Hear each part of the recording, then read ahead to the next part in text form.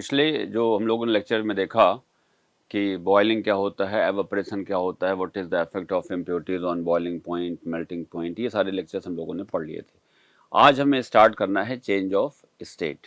देखिए क्या होता है change of state.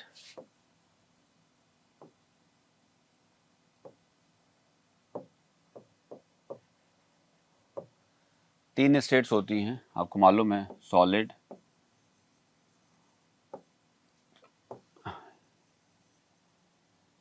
Liquid and gaseous state. हम सॉलिड, वैसे तो एक प्लाज्मा भी स्टेट है बट उसका हमें कोई सिग्निफिकेंस इस टॉपिक में नहीं अभी है।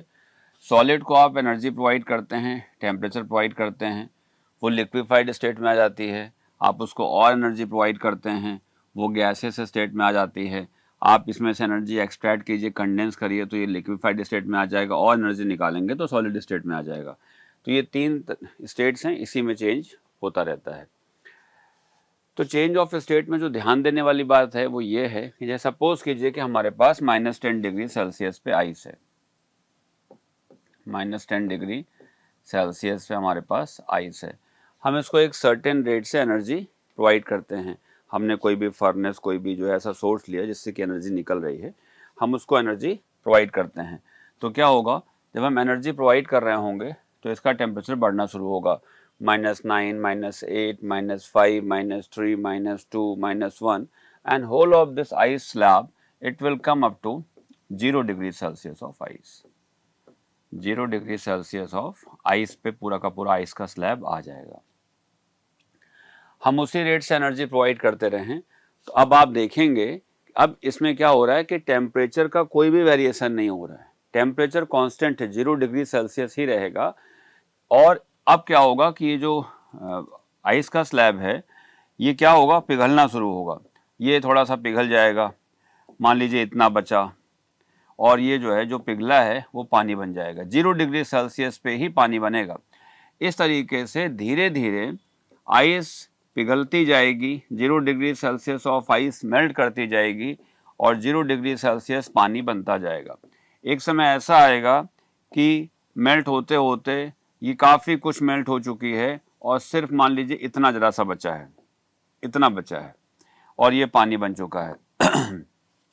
फिर ये भी मेल्ट हो जाएगी, ये भी मेल्ट हो जाएगी और पूरे का पूरा पानी बन जाएगा। लेकिन आपने देखा कि 0 degree Celsius of ice, 0 degree Celsius ice से 0 डिग्री सेल्सियस ऑफ वाटर बना। मतलब what you have to keep in your mind, in the case of change of state, temperature is remain constant. Temperature में कोई variation नहीं होता है। 0 degree Celsius of ice, 0 degree Celsius of water बना। आखिरी कतरा जब बर्फ का पिघल करके 0 डिग्री सेल्सियस आइस से 0 डिग्री सेल्सियस वाटर बन जाएगा तो पूरी की पूरी आइस मेल्ट होकर 0 डिग्री सेल्सियस ऑफ वाटर पे पहुंच गई। अभी भी आप उसी रेट से एनर्जी प्रोवाइड करते जाएंगे तो अब फिर से फर्दर राइज करना शुरू करेगा वाटर का temperature, 1 degree, 2 degree, 22, 92, 95, 98, 99 and this water will come up to 100 degree Celsius of water. ये जो है पूरा का पूरा पानी कहाँ बन जाएगा, 100 डिग्री सेल्सियस ऑफ वाटर बन जाएगा। अब आप देख सकते हैं कोई चेंज ऑफ स्टेट नहीं था, 0 वाटर से 100 वाटर गया तो वाटर से वाटर एक ही स्टेट है, इसलिए टेम्परेचर में वेरिएशन हो रहा है।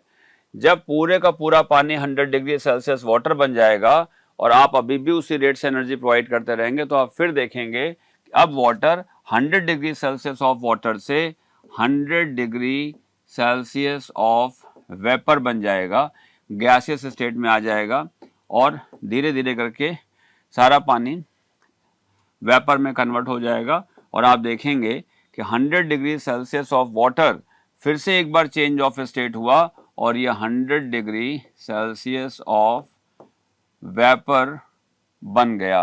तो फिर से देख सकते हैं कि चेंज ऑफ स्टेट में टेम्परेचर कांस्टेंट रहा, 100 degree water 100 degree gaseous state या वेपर स्टेट में गया। तो यही ध्यान रखना है कि जब भी कभी चेंज ऑफ स्टेट होगा तो टेम्परेचर का कोई भी वेरिएशन नहीं होगा, टेम्परेचर कांस्टेंट रहेगा। अब आप पूछ सकते हैं कि सर जब हम एनर्जी प्रोवाइड कर रहे हैं 0 डिग्री सेल्सियस ऑफ आइस को तो ये एनर्जी जा कहाँ रही है, टेम्परेचर का वेरिएशन क्यों नहीं हो रहा है? तो देखिए होता क्या है कि ये सॉलिड स्टेट में है, आपने पढ़ा हुआ है कि सॉलिड स्टेट में क्या होता है कि जो इनके बीच के मॉलिक्यूल्स हैं उनके बीच में एक बॉन्ड होता है, वो टाइटली बाउंडेड होते हैं, उनका डेफिनेट शेप एंड साइज है।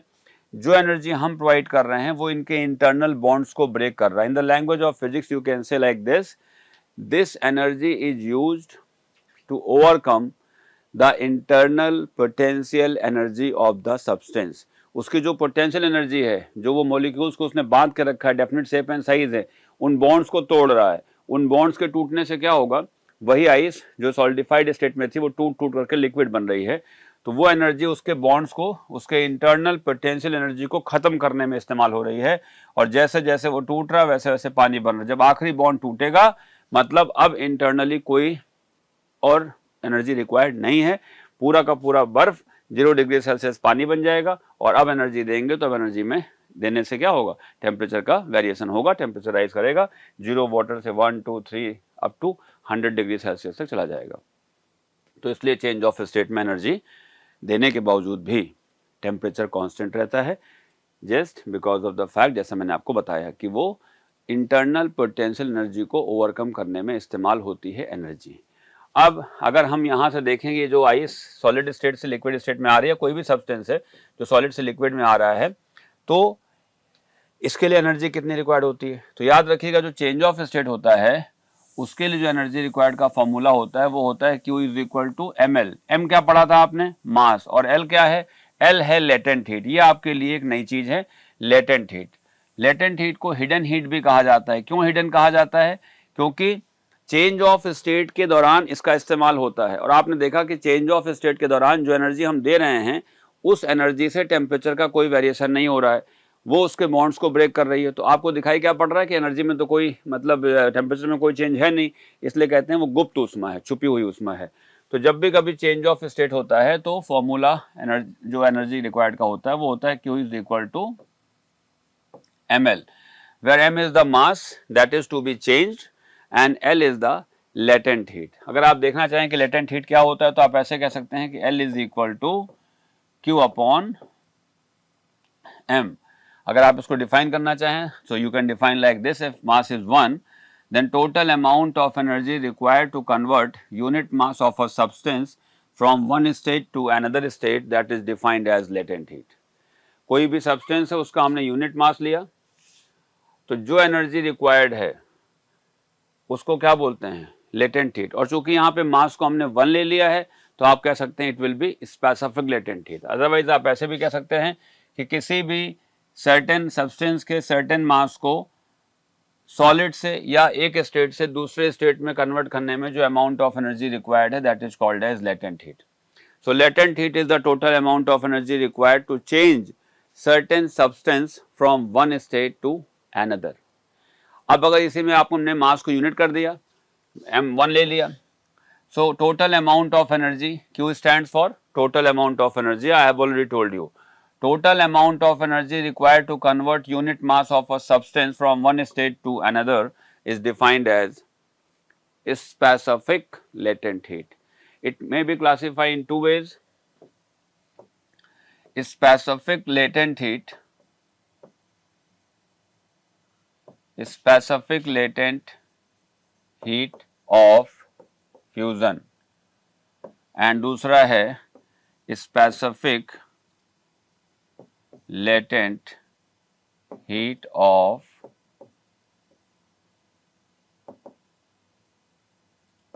vaporization। फ्यूजन में क्या होता है, सॉलिड से लिक्विड में चला जाता है। तो इसकी डेफिनेशन यूं होगी कि it is the total amount of energy required to convert unit mass of a substance from its solid state to its liquid state without any further rise in temperature. In the same manner specific latent heat of vaporisation, तो vaporisation में होता है liquid to gaseous state में। It is the total amount of energy required to convert unit mass of a substance from its liquid state to its vapor state without any further rise in temperature। मतलब 100 degree Celsius water 100 degree Celsius water से 100 degree Celsius vapour पे जाएगा। तो ये है specific latent heat of fusion. और यह है specific latent heat of vaporisation. यहाँ से आप देख सकते हैं अगर हम लेटेंट हीट की यूनिट की बात करें तो L इज इक्वल टू क्या होता है, Q अपॉन M। तो Q के लिए क्या हो जाएगा जूल और मास के लिए क्या हो जाएगा kg।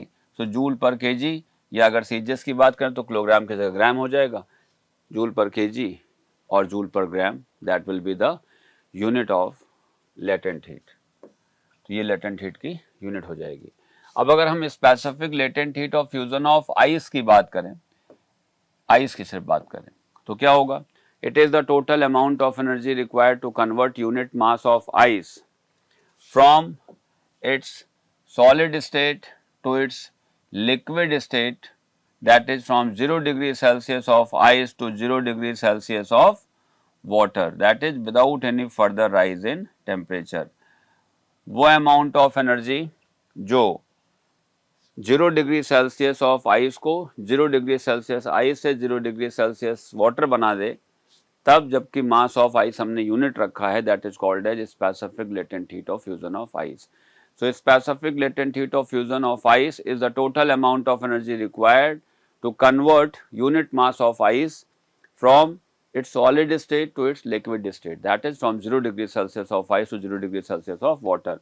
And for ice it is 336 joule per gram और 336 into 10 raised to power 3 joule पर केजी। मतलब अगर आप चाहते हैं कि 1 ग्राम ऑफ आइस कन्वर्ट होकर के 0 डिग्री सेल्सियस से at 0 degree Celsius 1 gram of water बन जाए एट 0 डिग्री सेल्सियस, तो आपको इसके लिए 336 जूल्स ऑफ एनर्जी प्रोवाइड करना पड़ेगा। तो 1 gram of ice 0 degree Celsius से पिघल करके 1 gram of water 0 degree Celsius बन जाएगा, एंड वाइस वर्सा। अगर आप चाहते हैं कि 1 ग्राम ऑफ वाटर हमारे पास है 0 डिग्री सेल्सियस पे और हम चाहते हैं कि 1 gram of water 0 degree Celsius water से 0 डिग्री सेल्सियस आइस में कन्वर्ट हो जाए, तो उसमें से 336 जूल्स ऑफ एनर्जी निकालनी पड़ेगी। यहाँ से आप ये बात समझ सकते हैं कि आइस का टेम्परेचर भी 0 है, वाटर का टेम्परेचर भी 0 है, लेकिन आइस ज़्यादा ठंडी महसूस होती है just because of the specific latent heat. क्यों? क्योंकि वाटर के पास अगर x जूल्स ऑफ एनर्जी थी 0 डिग्री सेल्सियस ऑफ वाटर के पास, 1 gram of water I am talking about, तो इसमें से 336 और निकाल लेंगे, तब जा करके बर्फ बनेगी 0 डिग्री सेल्सियस पे, वही 1 gram of water 1 gram of ice बन जाएगा। तो आप देख सकते हैं कि 1 ग्राम ऑफ आइस के पास 0 डिग्री सेल्सियस पे 1 gram of water at 0 degree Celsius से 336 जूल्स ऑफ एनर्जी कम है। अभी यही अगर एमकेएस में हो जाता तो अगर 1 किलोग्राम ऑफ वाटर है, 1 kilogram of water 1 KG of water at 0 degree Celsius, इसके पास अगर एनर्जी है y, आप चाहते हैं कि यही 1 किलो पानी जो 0 डिग्री सेल्सियस वाटर है वो बर्फ बन जाए 0 डिग्री सेल्सियस पे, तो इसमें से कितना एनर्जी निकालना पड़ेगा, y minus this much 336 into 10⁻³ that is 000, इतना एनर्जी निकल जाएगा, तब जाके वो बर्फ बनेगा। मतलब बर्फ ज्यादा ठंडी महसूस होगी as compare to water at the same temperature. Question आता है कि आइस और ice cream at 0 degree Celsius feel more colder as compare to the water at the same temperature. क्यों होता है? आई विश कि आप समझ चुके होंगे। Because of high specific latent heat of ice means each gram of water will 336 joules of extra energy as compared to the ice at the same temperature, or if 1 gram of water is there at 0 degree Celsius and when we are going to extract the energy from that 0 degree Celsius of water, per gram 336 joules of energy that is to be extracted, तब जाके वो बर्फ बनेगा, इसलिए वो ठंडा महसूस होता है। ऐसे हमारे बॉडी के कॉन्टैक्ट में 0 डिग्री सेल्सियस पानी आए और 0 डिग्री सेल्सियस आइस आए, तो हम कब ठंडा महसूस करेंगे? डेफिनेटली आइस के रेस्पेक्ट में ठंडा महसूस करेंगे। क्यों?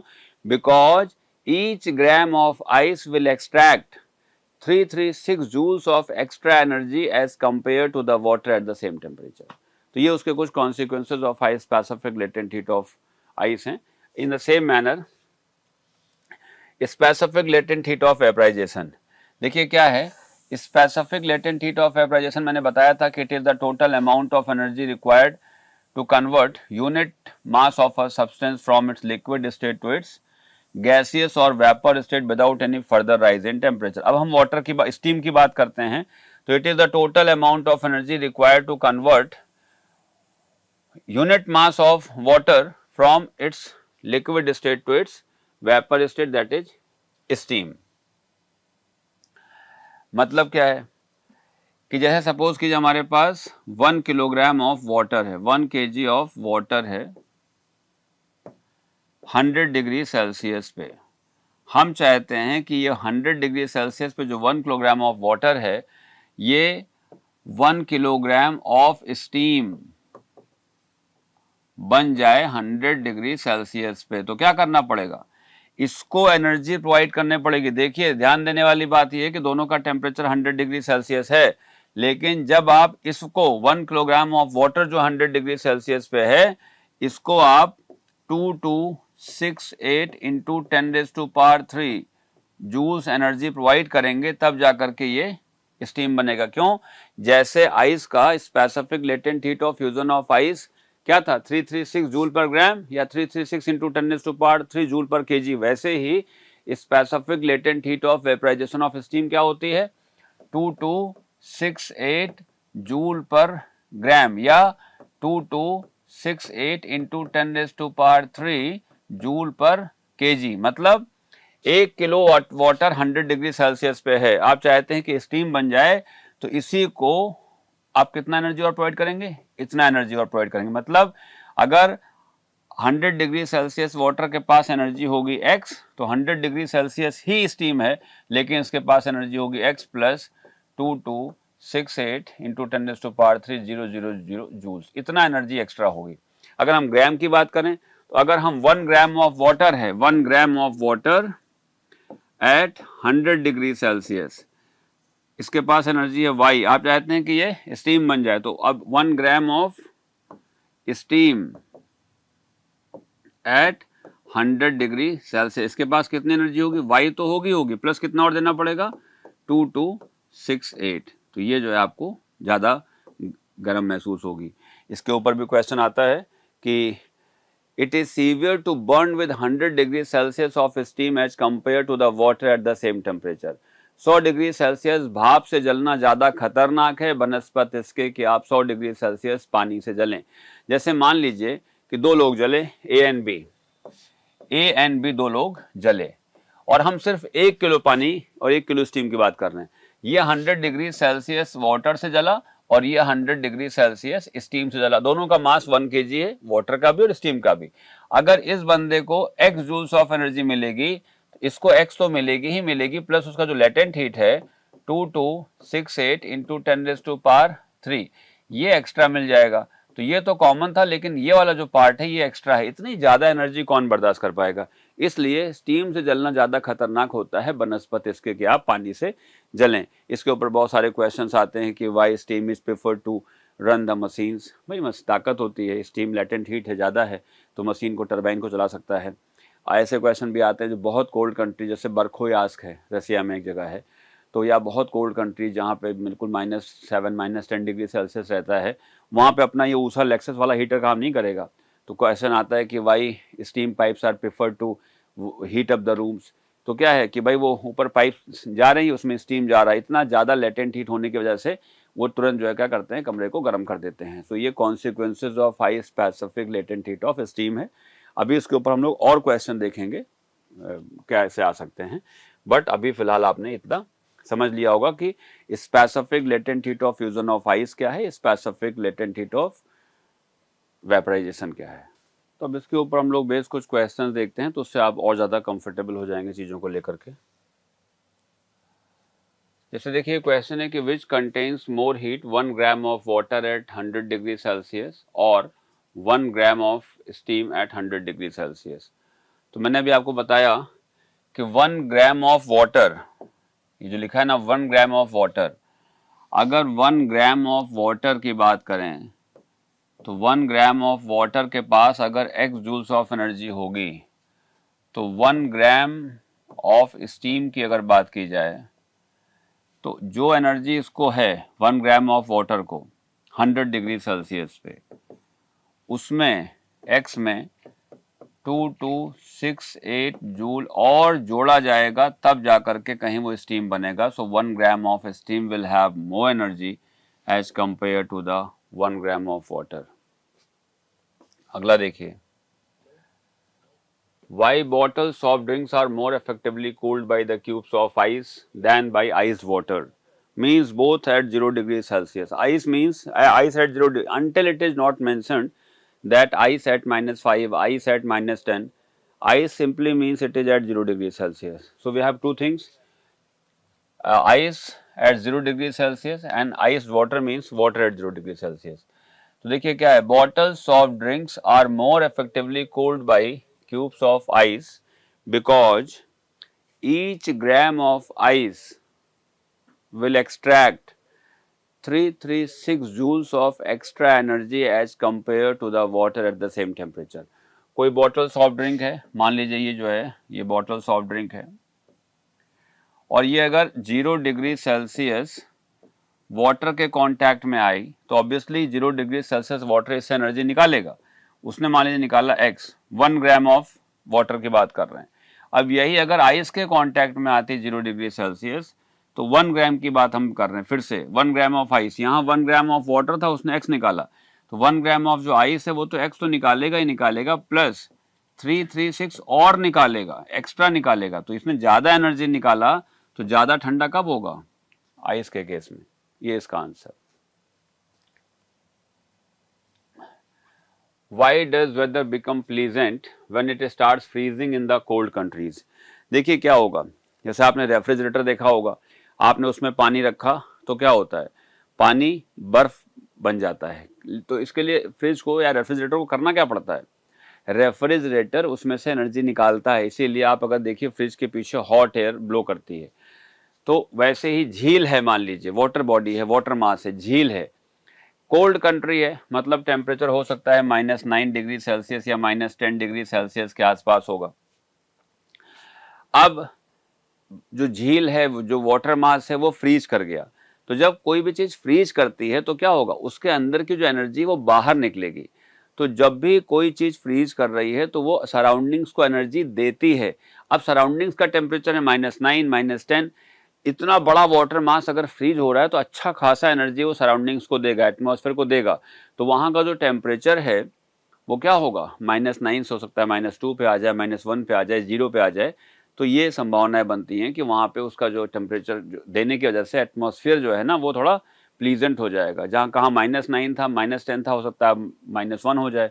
इसलिए कहते हैं कि weather become pleasant when it starts freezing in the cold countries because of the high specific latent heat of ice.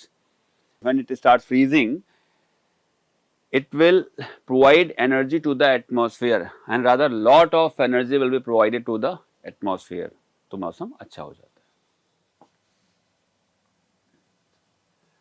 The steam causes more severe burns than the boiling water at the same temperature. I have already told you that because of the high specific latent heat of steam, each gram of steam will provide 2268 extra joules of energy as compared to the water at the same temperature.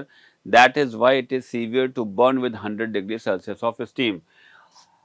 100 degree Celsius पे water है और 100 degree Celsius पे steam है. दोनों मान लीजिए 1 ग्राम है, ये भी 1 ग्राम है और ये भी 1 ग्राम है. अब अगर 100 डिग्री सेल्सियस वाटर 1 ग्राम पे किसी को x एनर्जी प्रोवाइड करेगा तो इसके पास x तो है ही है, साथ ही साथ +2268 एक्स्ट्रा है. तो ज़्यादा एनर्जी कौन प्रोवाइड कर रहा है, ये प्रोवाइड कर रहा है, तो ज़्यादा सीवियर बर्न ये कॉज करेगा. तो अब देखिए एक न्यूमेरिकल है जो चेंज ऑफ स्टेट के ऊपर बेस्ड है कि 1 kilogram of ice at -10 degree Celsius is heated until the whole of it vaporises, means 100 degree Celsius of vapour तक. How much heat is required, specific latent heat of ice, specific heat capacity of ice, specific latent heat of steam, everything is given. अब कभी ऐसा question आता है तो हमें क्या करना है, बिल्कुल सिंपल सा क्वेश्चन है, स्टेप बाय स्टेप हम आगे बढ़ेंगे. हमें मालूम है कि -10 डिग्री सेल्सियस ऑफ आइस को 100 डिग्री सेल्सियस ऑफ स्टीम तक ले जाना है, तो कितने स्टेप में जाएगा? देखिए, पहला स्टेप ये होगा -10 degree Celsius of ice to 0 degree Celsius of ice. दूसरा स्टेप क्या होगा? 0 डिग्री सेल्सियस ऑफ आइस आ चुका है, 0 degree Celsius of ice to 0 degree Celsius of water. आप देख सकते हैं अब आइस 0 डिग्री सेल्सियस पे है, तो ऑब्वियसली 0 डिग्री सेल्सियस वाटर ही बनेगा, चेंज ऑफ स्टेट है, तो टेम्परेचर कांस्टेंट रहा 0 से 0। Now third step will be 0 degree Celsius of water to 100 degree Celsius of water, और 100 डिग्री सेल्सियस ऑफ वाटर के बाद वो 100 डिग्री सेल्सियस स्टीम पे जाता है, तो 100 degree Celsius of water to 100 degree Celsius of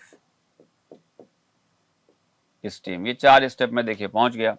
तो पहला है -10 से 0 आइस, आइस टू आइस है, मतलब चेंज ऑफ स्टेट नहीं है, इसका फॉर्मूला होता है mc थीटा। आइस से वाटर है, चेंज ऑफ स्टेट है, फॉर्मूला आपने पढ़ा है चेंज ऑफ स्टेट के लिए ml। वाटर टू वाटर है, सेम स्टेट है mc थीटा। वाटर से स्टीम है, चेंज ऑफ स्टेट है ml। अब आप चाहें तो इसको L डैश कर दें, क्योंकि ऑलरेडी आप specific latent heat of fusion of ice L ले चुके हैं, तो यहाँ पे specific latent heat of vaporisation of steam को L डैश ले लीजिए। इन द सेम मैनर यहाँ पे specific heat capacity of ice को C ले चुके हैं, तो specific heat capacity of water को C डैश ले लीजिए। बाकी नहीं भी लेंगे तो वैल्यूज तो वही स्पेसिफिक ही पुट करेंगे, आंसर में कोई वेरिएशन नहीं होगा। अब आप देखिए जरा, मास तो हर जगह सेम है, क्योंकि वही आइस जो -10 पे थी वही -10 से 0 पे आ रही, फिर 0 वाटर पे आ रही, फिर 100 वाटर पे आ रही, फिर 100 स्टीम पे आ रही, तो मास तो सेम ही है, मास तो कॉमन ही है। Specific heat capacity of ice की बात करें, देखिए specific heat capacity of ice ये गिवन है 2.1 इंटू 10⁻³ और अगर राइज इन टेम्परेचर थीटा की बात करें तो -10 डिग्री सेल्सियस ऑफ आइस से 0 पे आया है, तो 10 से राइज किया है, तो ये हो जाएगा राइज इन टेम्परेचर 10। यही मास कैरी ऑन हुआ m specific latent heat of ice 336 into 10⁻³ given है, ये देखिए। फिर वही मास आगे बढ़ जाएगा, specific heat capacity of water ये गिवन है 4.2 इंटू 10⁻³ थीटा 0 से लेकर के 100 है, तो थीटा की जगह हो जाएगा 100। फिर वही मास कैरी ऑन हो जाएगा m into L specific latent heat of vaporisation, देखिए गिवन है 2268 इंटू 10⁻³। आप सबको अगर आप ऐड कर देंगे, so this is the total amount of energy required to convert -10 degree Celsius of ice from -10 ice to 100 degree Celsius of gaseous और vapor state। तो सबको ऐड करना है, तो m तो कॉमन ही हो जाएगा, आप देख सकते हैं m कॉमन हो गया। 10⁻³ यहाँ भी है, यहाँ भी है, यहाँ भी है और यहाँ भी है, तो ये इंटू 10⁻³ भी कॉमन हो जाएगा, इधर लिख देते हैं। बचा हुआ जो है उसको ब्रैकेट में लिखते हैं, तो यहाँ से देखिए क्या बचा, m और 10⁻³ कॉमन हो गया, 2.1 इंटू 10 ये हो जाएगा 21 प्लस m और 10⁻³ कॉमन निकल चुका है, बचा 336 प्लस इसमें देखें तो m और 10⁻³ कॉमन निकल चुका है, 4.2 इंटू 100 तो ये हो जाएगा 420 प्लस यहाँ से m इंटू 10⁻³ कॉमन निकल चुका है, बचा है 2268। आई थिंक अब सिंप्लीफाई कर लेंगे, मास की वैल्यू मालूम है, ये मास है 1 kg, तो ये मास की जगह 1, ब्रैकेट की जगह पूरा ब्रैकेट आ जाएगा, इंटू 10⁻³ जो कुछ भी आएगा that will be answer in joules, because total energy पूछा है। So this much joules of energy is required to convert 1 kilogram of ice from -10 degree Celsius of ice to 100 degree Celsius of steam. तो ये एक question था जो change of state के ऊपर numerical हम कह सकते हैं था। इसके बाद हम देखते हैं अगला क्वेश्चन क्या है। अगला क्वेश्चन है फ्रीजिंग कर्व। तो हम ये जो है हम लोग इसको, जो कि इस लेक्चर में पूरा नहीं हो पाएगा, तो फ्रीजिंग कर्व और मेल्टिंग कर्व ये हम लोग नेक्स्ट लेक्चर में पढ़ेंगे। अभी आज के लेक्चर में फिलहाल ये इतना ही रखते हैं, जिससे कि आप इस पर थोड़ा सा कमांड कर लें, और अगला जो हमारा लेक्चर होगा वो freezing curve and melting curve. इसके बाद इस टॉपिक में थ्योरी में कुछ नहीं बचेगा, फिर यही सारी जो हमने पढ़े हैं, change of state, normal Q is equal to MC theta, इनके ऊपर बेस कुछ हम 2-4 अच्छे क्वेश्चन और करेंगे अगले लेक्चर में और ये टॉपिक पूरी तरीके से खत्म हो जाएगा। तो आज के टॉपिक में सिर्फ इतना ही। Thank you so much. Hopefully आप अच्छे से रिवाइज कर रहे होंगे, पढ़ रहे होंगे, क्योंकि मैंने पहले भी कहा था मैं पढ़ा रहा हूँ या कोई पढ़ा रहा वो उतना इंपॉर्टेंट नहीं है, जितना इंपॉर्टेंट ये है कि आप खुद स्पाइन सीधी करके टेबल चेयर पे कितना पढ़ रहे हैं। Thank you so much, all the best.